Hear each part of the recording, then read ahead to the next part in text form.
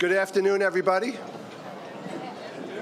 Welcome to a special summer luncheon for the LIA and all of our special guests. We're very happy to have you all here today.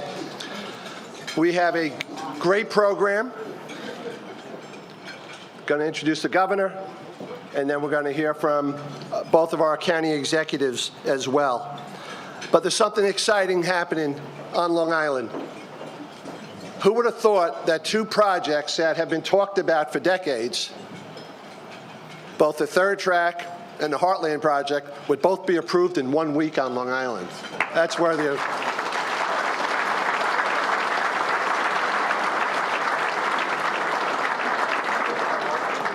We have some special guests that I'm going to acknowledge. I'm not going to acknowledge every elected official in the room, so my apologies. But we have several colleagues from the state Senate. Senators Todd Kaminsky, Phil Boyle, John Brooks, Carl Marcelino, and Elaine Phillips.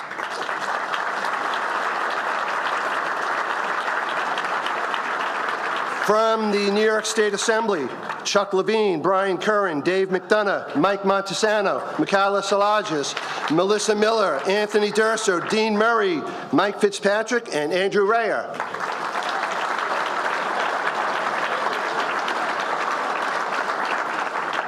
We have our county executives from both Nassau and Suffolk, Ed Mangano and Steve Bellone.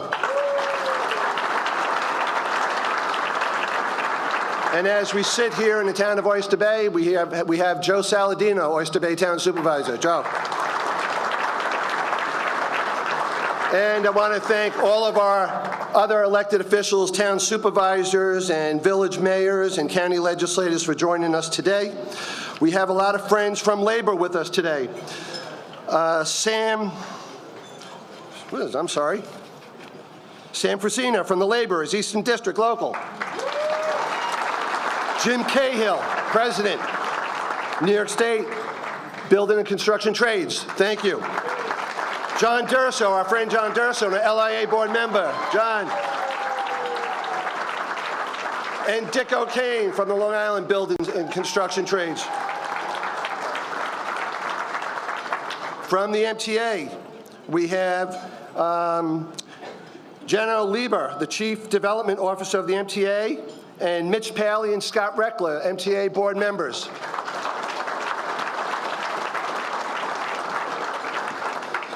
And from the governor's staff, Rick Cotton and Rob Mojica. Thank you guys for coming.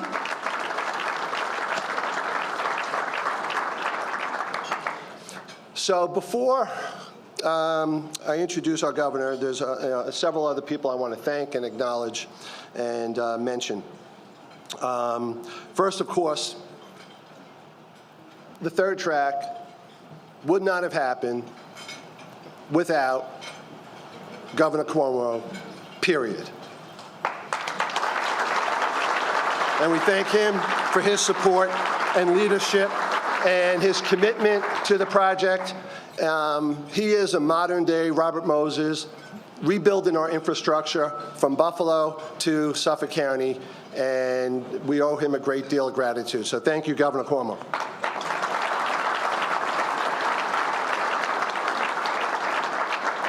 Governor has a great staff that we've worked with for the last 2 years, from Rick Cotton and Rob Mojica and Lisa Black and John McCarthy. We thank you for all your efforts.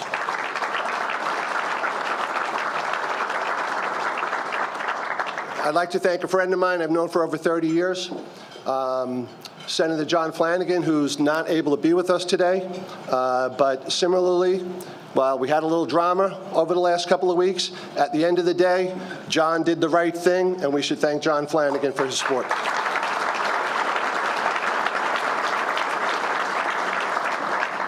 Our friends at the MTA and the Long Island Railroad over the years, from Joe Loader to Ronnie Hakem to Tom Prendergast to Pat Nowakowski and even to Helena Williams. Thank them.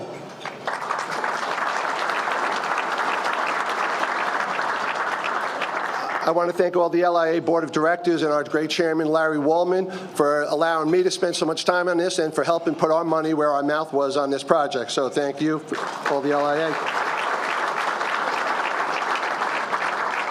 We built together a right track coalition, a great coalition of business and labor and all types of groups. And some of them I want to acknowledge here now. First, a terrific partner, the New York State laborers. They were just awesome, period.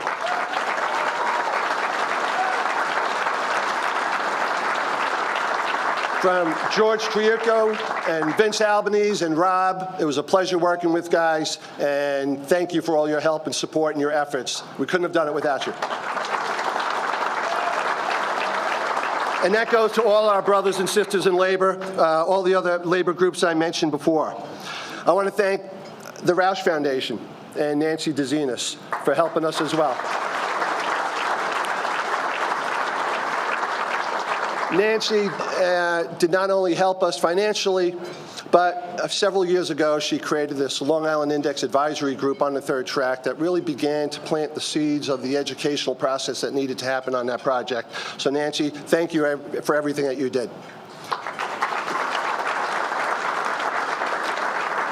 We work together with other great groups on Long Island, the Association for a Better Long Island, the Long Island Builders Institute, the Long Island Contractors Association, the Long Island Fed, and the Long Island Progressive Coalition. Give them all a hand.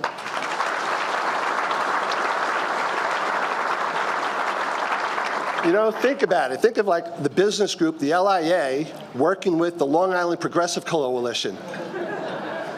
Actually, this was a really cool thing. This was builders, real estate folks, business folks, environmental folks, labor and business and not-for-profits coming together to show that if we do work together, we can indeed get something done here on Long Island. And we should keep this coalition going for other big, important issues.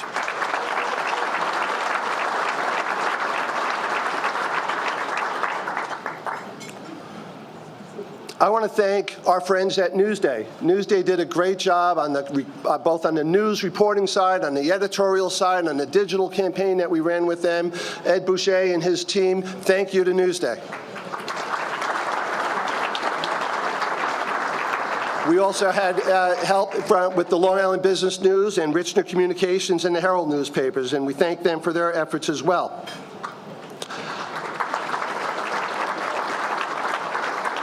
And then there's one person I wanted to save till the end to thank, and that is a new friend of mine. He's become a brother, Dave Capel, the former mayor of Greenport. So now this project, of course, this project has been talked about for 5 decades.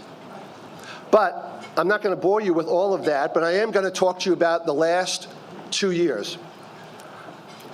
December 2015, we were up in Albany for a Regional Economic Development Council awards ceremony.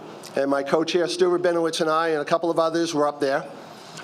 And the governor had a reception for all the REDCs throughout the state to talk about, just to, celebrate all the awards that were given out that day.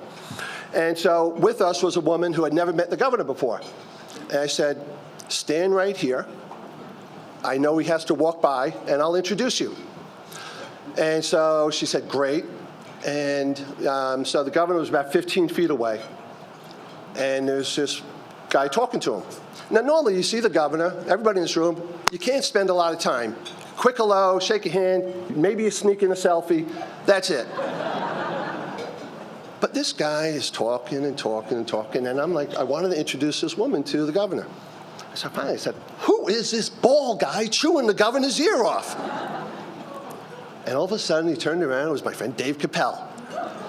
The governor made a beeline to us, Stu and I, and some others, and said, tell me more about the third track. And we started telling him about it. Then over the next 2 weeks, the governor's staff is never shy. Christmas Eve, I think it was Christmas Day, New Year's Eve, New Year's Day, feeding them all types of information over the last, 10, or the last several efforts to get the project done. And then it was January, 2 weeks later, that the governor in this very room at the LIA breakfast with both county executives announced his support for the third track. And Dave, It wouldn't have happened if you didn't put that buzz in the governor's ear that day. So Dave Capel, thank you.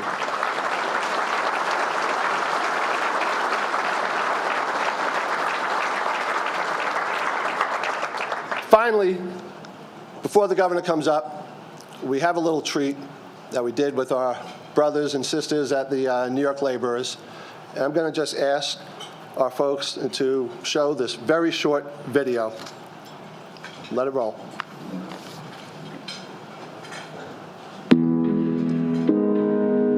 I talked to you about this proposal today. There will be opposition to this proposal.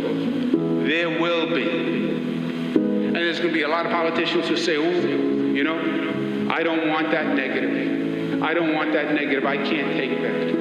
There's going to be a lot of bureaucracies that say, oh, that's going to be change, and we don't like change. If we do not grow, then we are not going ahead. It is just that simple. We come from a people who were willing to take the risk, who were willing to fight the odds, who wouldn't take no for an answer. And we have to rekindle that spirit. You have to rekindle that spirit.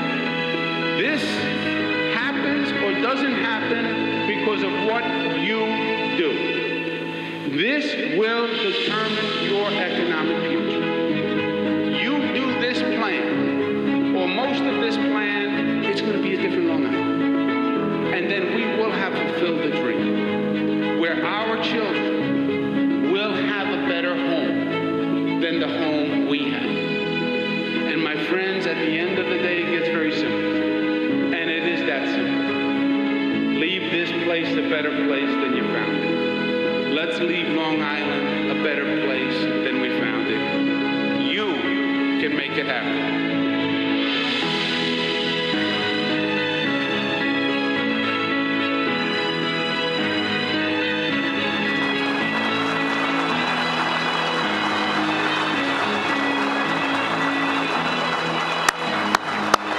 Ladies and gentlemen, Governor Andrew Cuomo.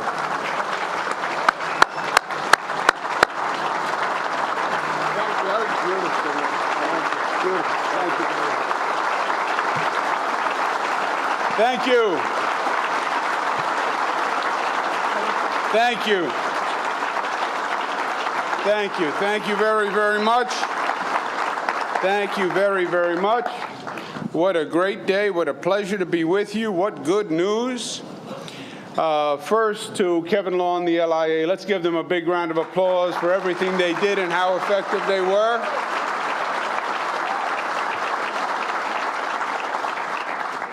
By the way, let's thank Rich Monte and the Crest Hollow Country Club for hosting us today. I come from an Italian-American household. I'm very accustomed to people eating and talking at the same time, so please go ahead. You make me nervous if you're not eating. First, to the legislators who were all acknowledged. But without the New York State Legislature and without the funding from the New York State Legislature, this just does not happen. And I would ask them all to stand, the assemblymen and the senators who are here. Let's give them a round of applause.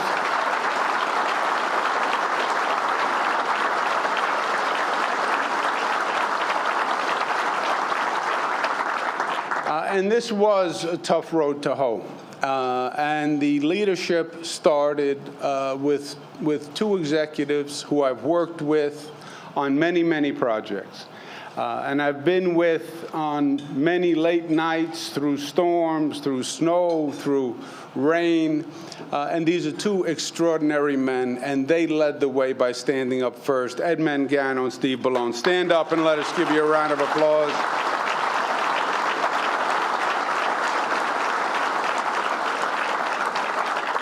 And it was a coalition effort. It was a team effort. A lot of people got together behind it. But a few, you start with names and you get into trouble. But I always get into trouble anyway. Dave Capel and John Durso and Sal Frasina and Anthony Simon. Let's give them all a round of applause for what they did.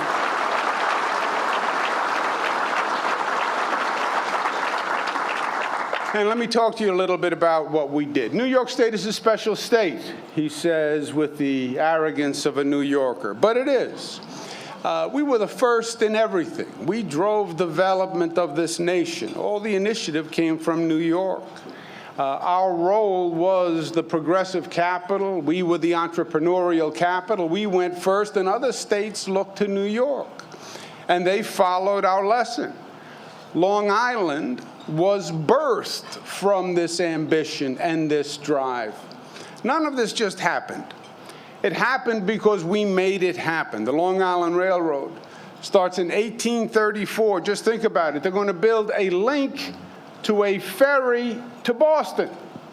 That's why they started the Long Island Railroad. It wasn't about development. It was about just getting to a ferry. And they were going to run that entire rail line just to get to the ferry. But what we know, and they didn't know at the time, but they learned, when you develop, then people follow. Where you do transportation, then people follow. And you ran that Long Island Railroad, and that begat Long Island as we know it. 37,000 people on Long Island when they started.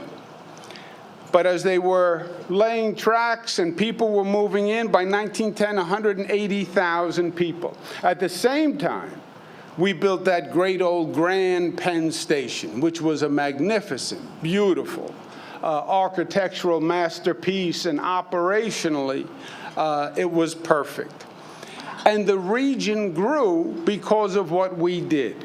1929, 119 million commutes going back and forth. That's what we were doing on Long Island, but that's what we were doing all across the state of New York. We built the Erie Canal. It opened up the nation literally through the Erie Canal. That's what brought the first passage to the West. Brooklyn Bridge, New York State Thruway. One project more ambitious than the next. They told us we couldn't do it, and that only incited us to do it even faster. Somewhere along the way, we lost that ambition, and we lost that vision, and we lost that planning. Ask yourself as we sit here today, what was the last new great infrastructure project that we did? What's even the last big infrastructure project that we've talked about or we planned? And that lack of vision, that lack of progress, that lack of development has negative consequences. Long Island continued to grow. We did not keep pace with it, with continued advancements with the Long Island Railroad. And it got more and more crowded, more and more cumbersome. People didn't want to take the railroad. They took to the road. You now have 300,000 riders on the railroad. You have 500,000 people in the cars commuting every day. That is not sustainable. Had we kept pace with the Long Island Railroad, you would have had fewer cars, fewer delays, faster commutes, less pollution, higher property values. Now, it's not just unique to the Long Island Railroad, in truth. Statewide and even nationwide, we have really lived off the ambition and the drive of our forefathers. Not even our fathers, but really our grandfathers. The last time you really had an aggressive agenda. And it's not just New York, it's all across the country. One of the great examples is the airports. You look all around the world, you fly all around the world, and there are just magnificent airports. The airports are the new front door, they're the new welcome, they're the entranceway. You go to Seoul, Korea, you go to Dubai, you're overwhelmed by what you see and the sophistication that you see. The last new airport the United States built was Denver, over 20 years ago, believe it or not. Another example of the failure to do the upgrades, et cetera, is what we're now going through at Amtrak at Penn Station. That is just neglect. That is just lack of maintenance, lack of modernization, and the tracks are literally crumbling. They say they're going to try to get it done on an emergency basis, and hopefully it's done through the summer by their plan, but we should have never been here in the first place. We should have never let it get to this point. Vice President Biden, God bless him, talked about infrastructure development every chance he got.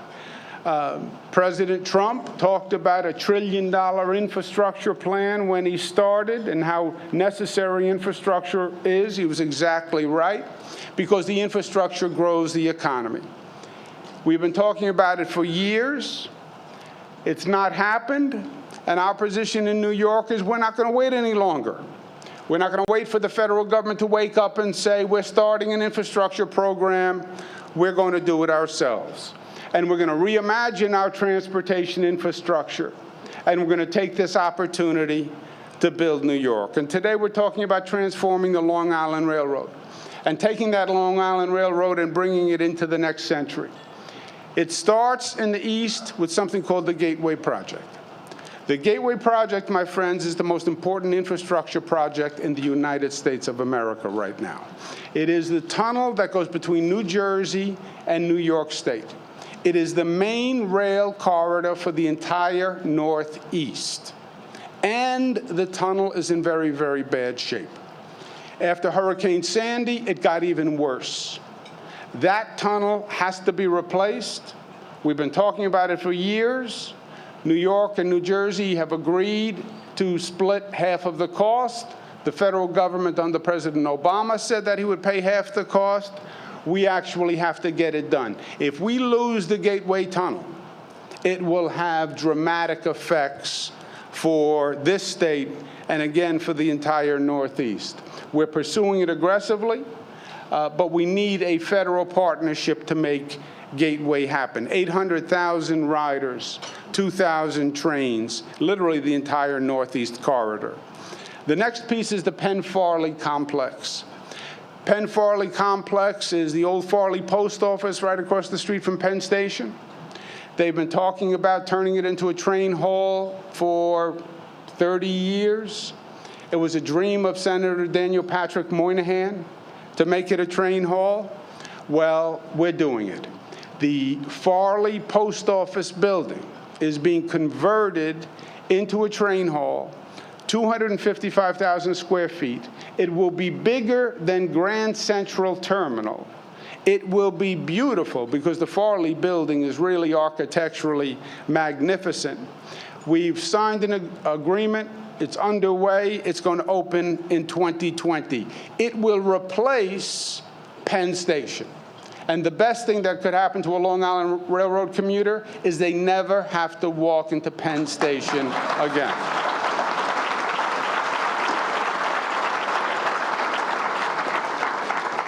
Part of that development is something we call the West End Concourse, which we've already opened and we've already built. It's beautiful. You can access the Long Island Railroad from the West End Concourse. There's no reason to go into Penn Station unless you like to explore the catacombs. And when we finish Penn, it will then be adjoining the West End Concourse. We then have the East Side Access project, which will change the commute for Long Islanders. You don't just go to Penn, you can go to the east side of Manhattan. The next piece that has to be done is the Jamaica Terminal. The Jamaica Terminal handles virtually all of the traffic. The last time it was renovated was 1913. We're designing future tracks and signal reconfiguration, higher speed switches and new signals, new platforms, so Jamaica can be a real hub that can bring people not just to Penn, but also downtown and also to Brooklyn. It will also be able to accommodate longer trains, 12-car length trains that can get more people on them, move more people faster. Next, the 9.8-mile mainline third track, as they call it, goes from Floral Park to Hicksville. 40% of the riders go through the main line.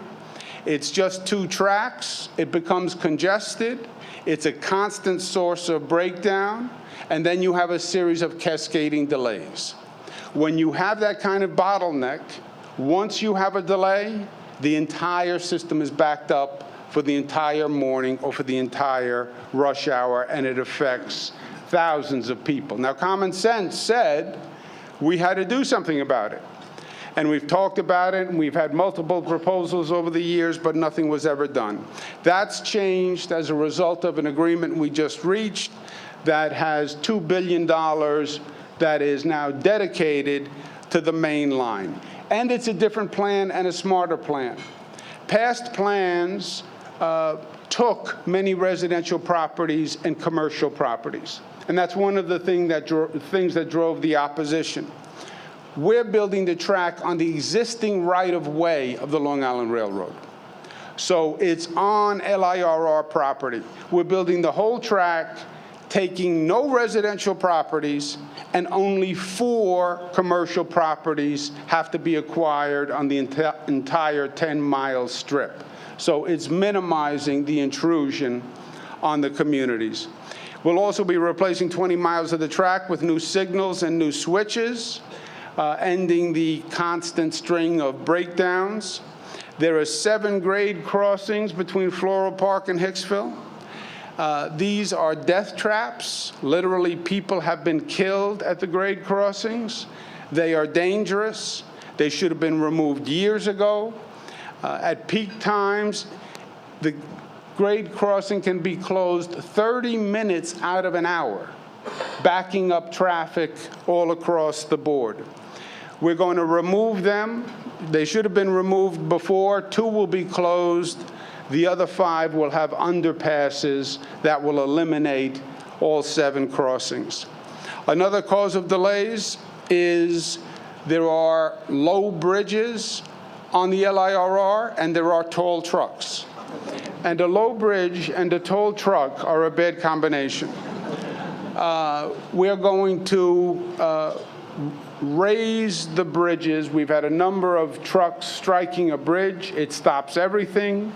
It requires an engineer to come out to look at the bridge to make sure it's structurally safe. It can ruin an entire day.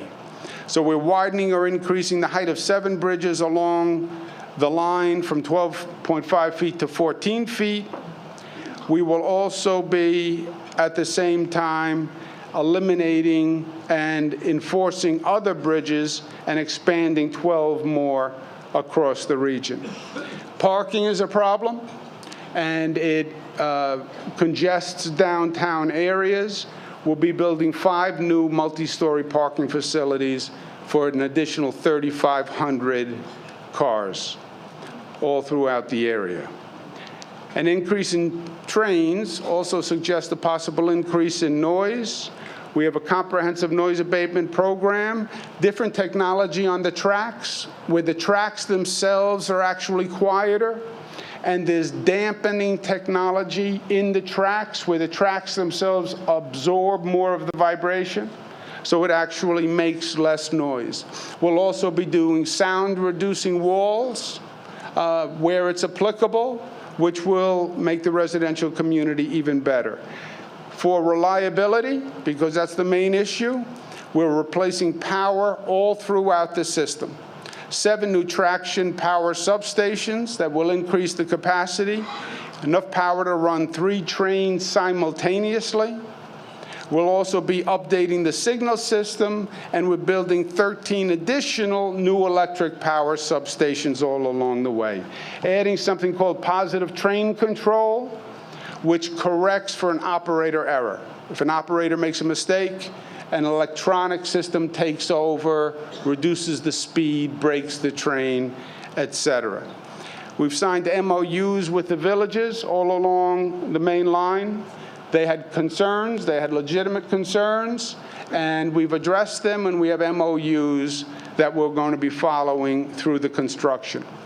That then took us to what's called the double track, which goes from Farmingdale to Ronkonkoma. It has been a bottleneck for a long time. It's one of the things that stopped reverse commuting and interrupts service constantly. We've expedited the construction of the double track. It will now be completed next summer, 16 months ahead of the original MTA schedule.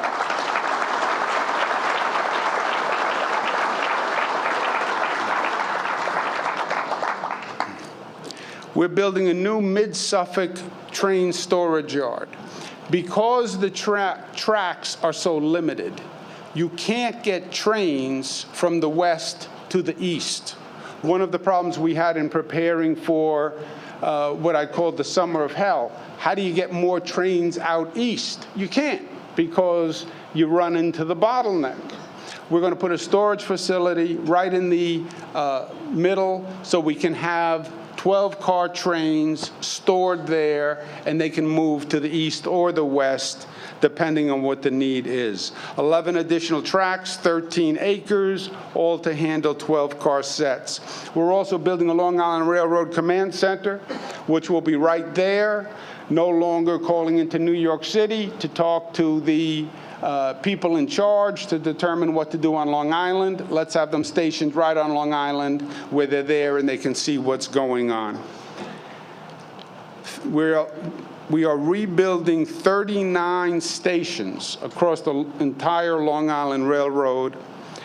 Stations like East Hampton that will be artistically redesigned with an historic sensitivity. Deer Park Station will be one of them. Architecturally, they'll be pleasing. Port Jeff will do. Brentwood we're doing. Long Island imagery, the feel of Long Island. Wyandanch, we're going to redo, and it badly needs it. And the #1 station, the most used station, is Hicksville. We're going to spend $121 million, but we're going to do it right, and it's going to be rebuilt.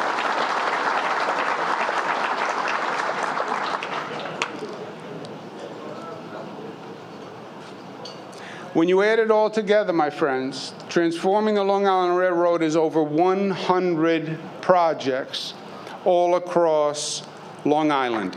When you add up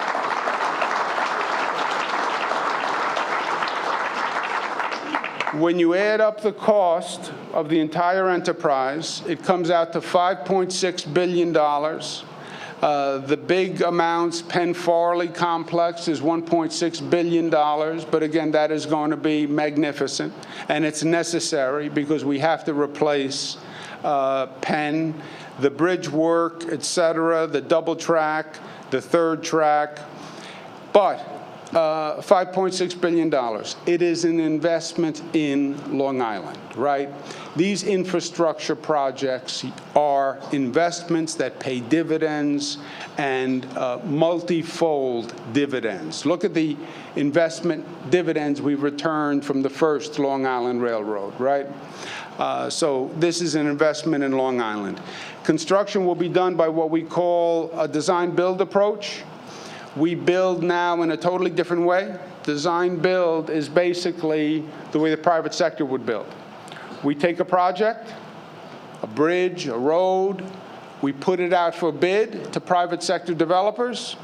We say, you design it, you build it, you get an incentive for early delivery, you get a sanction for late delivery, and we put it out for international competition.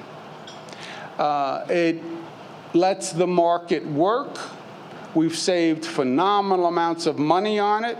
We saved $1 billion on the Tappan Zee Bridge, bidding it out this way. So we're going to take this entire project, and the entire $5.6 billion project will be bid out. We don't do the drawings. We bid it to the private sector. They do the actual drawings, the design. We supervise. We're the client. We're the owner. But let the private sector build. Know what you do best and know what you don't do. Government does not build well. And that's a charitable statement. We'll let the private sector build, but our construction is going to be done with union jobs, and we're proud of that.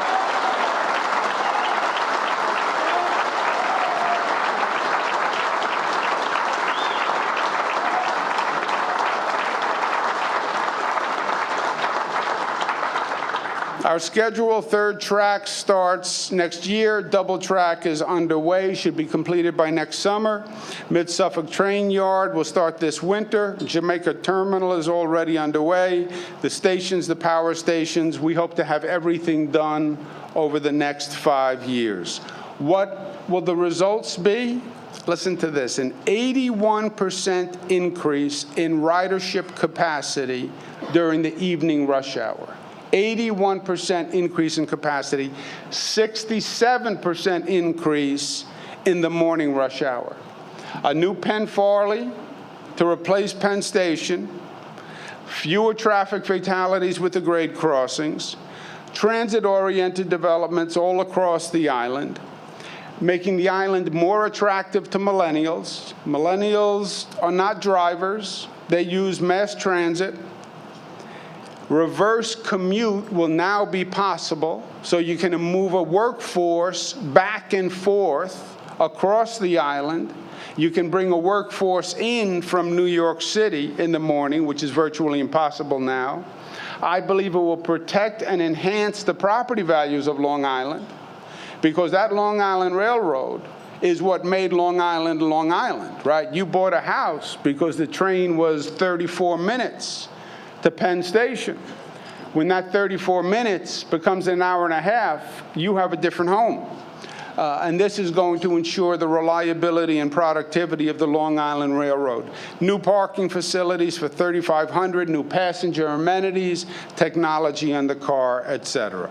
This was a great undertaking. And I want to thank our partners, as I mentioned, the county executives. I also want to thank the local mayors who had to stand up and deal with the issues of the third track and deal with their constituents. And the old saying is, it's always easy to say no. A politician who does nothing wrong, right? The risk is in taking a position. So it's too easy to say no. And these gentlemen stood up and said yes. Let's give them a round of applause.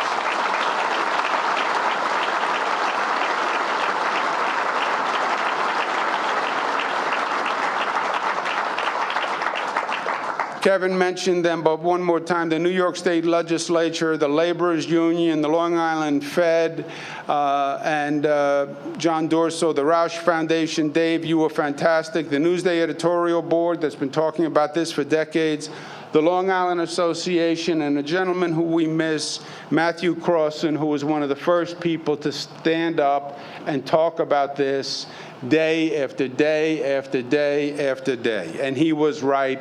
And may he rest in peace. But he's honored today by us getting this done. Let's give them a round of applause.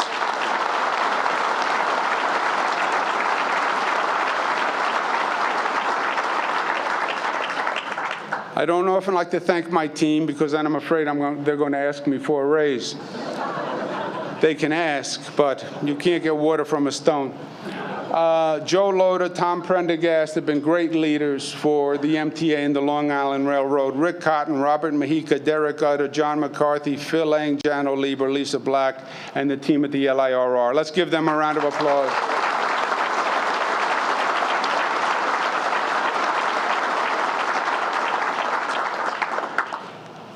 And in closing, my friends, after 70 years of talking, Newsday editorial 1949 started talking about this.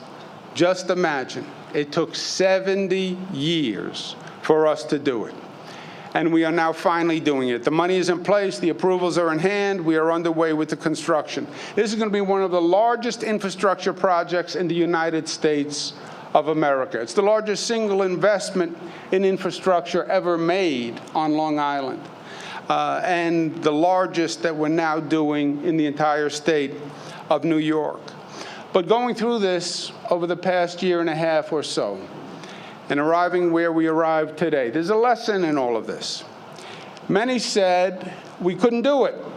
They've been talking about it for 70 years. We tried. It's not going to happen. This is Long Island. Long Island is the home of NIMBY. This is never going to happen. It was just impossible. Governor, you're wasting your time. And change is hard. It is. Change is hard in our personal life. Husband and wife are sitting at the table in the morning, having breakfast. Wife looks at the husband and says, you know, things have to change. He says, oh, yeah, things have to change. Yeah. she's saying he has to change, and he's saying she has to change, you know. Change has an attraction when it's for the other person. We don't like change. We like control, right? Magnify that 1,000-fold when you're talking about an infrastructure project that is going to affect 3 million people. Magnify that 1,000-fold when you have to talk to 100 local governments and 100 local politicians. We're going to bring change. No, I'm afraid of change. The NIMBYs come out. Any change is bad. I'm here, I'm on Long Island, I got mine. Don't do anything. Don't touch a blade of grass. There's going to be opposition. Opposition is bad. There's going to be conflict. Conflict is bad. We don't like conflict. We don't like confrontation. We're going to make people unhappy. That's true. And we're going to take a risk. And we are risk averse. I know, but life is options. And life is choices. And if you don't make the changes and if you don't grow, what happens? Then you have stagnation. Then you stay exactly where you are. Then you have paralysis. And in this world, in this economy, with this competition, you stay exactly where you're seated, and that, my friends, is defeat. They're going to go right past you because California's growing, and Asia's growing, and Connecticut's growing, and other regions are growing, and if you're stagnant, and you're not moving, and you're not progressing, they're going to leave you behind. And those are the options that we really face. We create our own destiny. Nobody else is going to do it for us. And the choices we make will define that destiny. Now, in New York, we've taken a very bold course. We are daring to imagine a better New York. And we believe we can do it. We're investing the largest sum in infrastructure in the United States of America. We have the most aggressive infrastructure building program in the country, period, by far.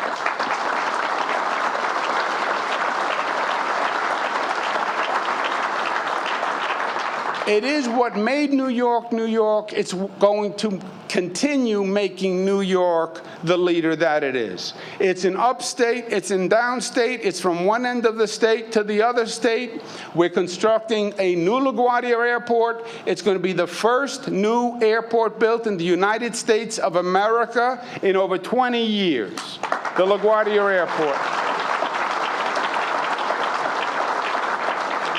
We're building a new JFK International Airport because the future is international and the future is travel and trade, and we want a JFK Airport that people are welcomed to, not afraid to enter, and where you can actually get to places from JFK. We're adding now 1.5 million square feet to the Jacob Javits Convention Center.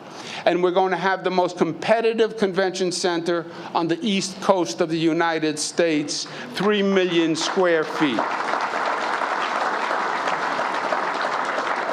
We're putting in cashless tolling at all the bridges and tunnels going into Manhattan. No more toll booths, no more toll taker, all electronic, all cashless, easy pass, or it reads the plate. We're building a harbor of lights. We're lighting all the bridges in the New York City harbor with LED lights because they actually save electricity. And they do different colors. And they're all going to be choreographed. So the bridges can light to music. It's going to be a tourist attraction that I think people are going to be blown away. We're building a new Tappan Zee Bridge after 20 years of talking about it.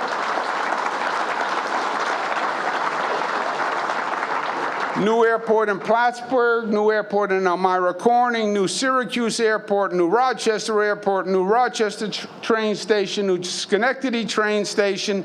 We're reclaiming the ambition that made New York, New York. We're growing, we're competing, we're leading, and we're leading into the global economy. The question for you, the question for us, The Long Island Railroad is not the end of what we need to do. It's just the beginning. It just showed our potential. It just showed that when they said you can't do these big things, they were wrong. We can do big things. So the question to you, my friends, is what's the next big thing that we should do? What's the next adventure? What's the next economy? Why don't we redevelop MacArthur and Republic into world-class airports?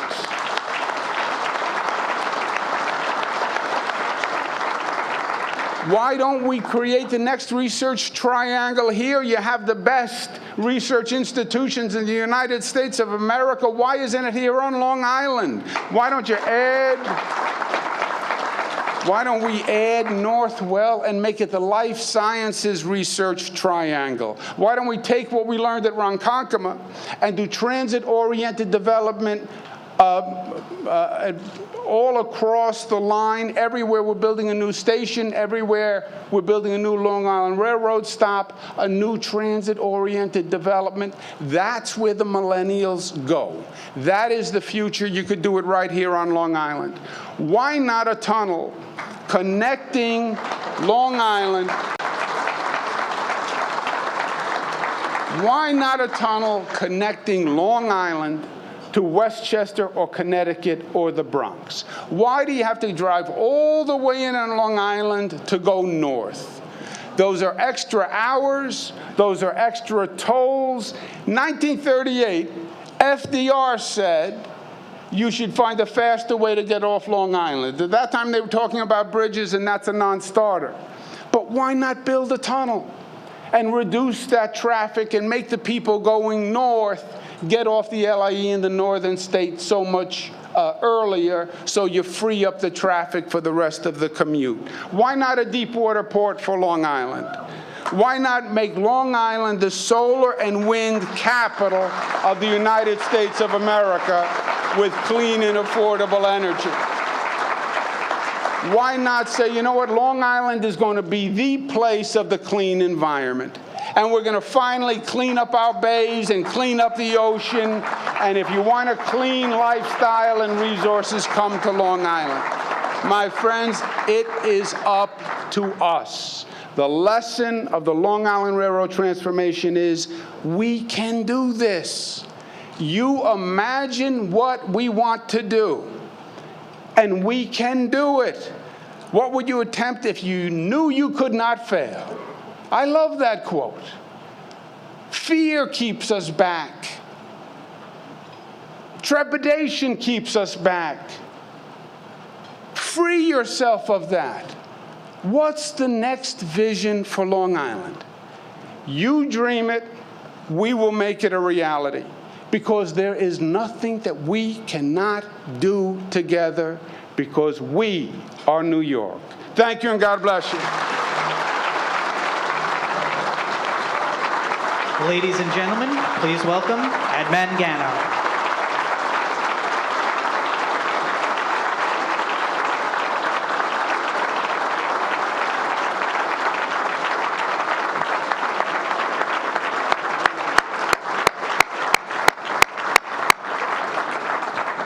What a great day. Let's hear it once again for Governor Andrew Cuomo. 70 years in the making, 70 years.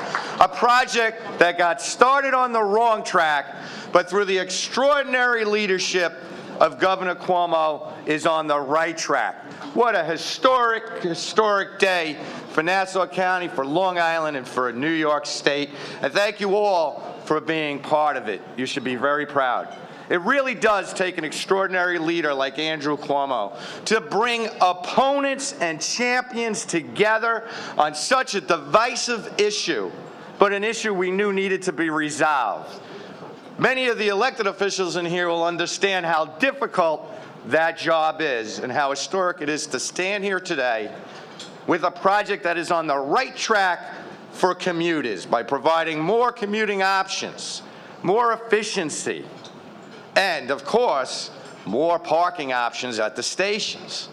It's on the right track for motorists and pedestrians with better grade crossings and more safety features. It's on the right track for residents by being sensitive to the land taking, by being sensitive to the noise and reducing the noise.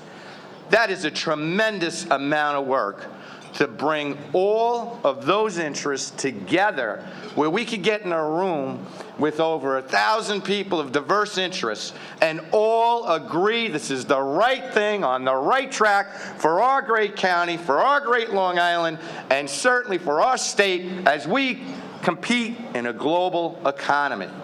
It is the investments that Governor Cuomo worked so hard to achieve that is providing the future for the next generation, where we can continue. And if you look at the statistics now, creating jobs and opportunities, the lowest unemployment rate in the state right here in Nassau County and Suffolk, creating jobs, transportation options, housing values are increasing. And once again, we have the ability to compete with other states. But that would not happen if, A, people didn't believe that this state and this island could accomplish what's occurring here today and what the governor is talking about in the future. So, Governor Cuomo, this is your day because it's your leadership that made this happen. So let's give him a big round of applause. God bless you and God bless America. And keep going, Andrew Cuomo. Ladies and gentlemen, please welcome Steve Bellone.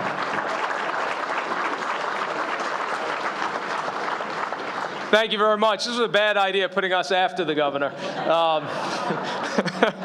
But I'll be very brief. First, I just want to recognize my colleagues, my partners, our presiding officer, Dwayne Gregory, our deputy presiding officer, Rob Calarco, and our team in Suffolk County. We're so proud to be here working with our great partners. You know, when I was invited to this by Kevin Law, he said that we were going to bring together some leaders from Long Island to talk about this victory. Well, there are nearly 1,000 people here this afternoon. I thought we were talking about 50, maybe. But I think what it demonstrates is the thirst and hunger that exists on Long Island for getting big things done. You know, I've been around long enough now that I can say I've had a career here watching big projects and big ideas die. That's what Long Island has been known for. But we now have a model, I think. Kevin said this. A model here. And what it involves is two things: partnership and leadership. This coalition that came together. Let's give them another round of applause. Absolutely amazing work by the Long Island Association and the Roush Foundation and our friends in labor, John Durso, Sam, Anthony Simon, and the SMART team. I want to thank them. And at the end of the day, this is leadership. The essential ingredient to all of this is leadership, and it is a lesson for us all. This project was dead. Let me say that again. I've been around long enough to have seen projects come and go. This was dead as it could get. And the governor picked up the project, put it on his back, and said, this project cannot die because it is too important to this region and to our future. And with everyone coming together to support that effort, it happened. I want to thank Long Island Railroad, people like Elisa Pica, who's been working on this project for years and years and years, and their team there. I couldn't be more excited today. Governor, the list you laid out here today, these are exciting things. Your leadership is providing to us an example of what we have to do on a local level, and that is every day provide that leadership. My congratulations to the mayors who stepped up. We need that local leadership, not just focusing on the issues that matter at a local level, but thinking about our regional responsibilities. We have local responsibilities and we have regional responsibilities. And if we fail to do the big regional things that are necessary, we are failing in our local responsibilities to our local community and every family in it. We're seeing leadership at the local level. Angie Carpenter, 10 flights out of MacArthur Airport announced yesterday to big cities all across America. Governor, your leadership all across this state is inspiring us here in Long Island. You just delivered one of the most important victories that this place has seen in decades. And you have my commitment, and I guarantee you the commitment of the people in this room, that we're going to continue to work with you to complete the vision that you have laid out here. Thank you, Governor. Thank you. Ladies and gentlemen, please welcome back to the stage Kevin Law.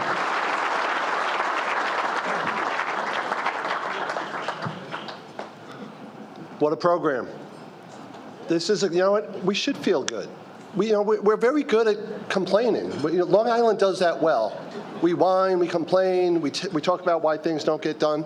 So we should feel good. And what better time to feel good than during the summer when we can take advantage of all the beautiful things that Long Island has to offer. We have the best and most beautiful beaches, golf courses, parks, playgrounds, and we should all celebrate that during this time of year. So I want to wish you all a very happy rest of the summer. God bless you and be healthy and safe. And let's give one last round of applause to Governor Andrew Cuomo. That's it.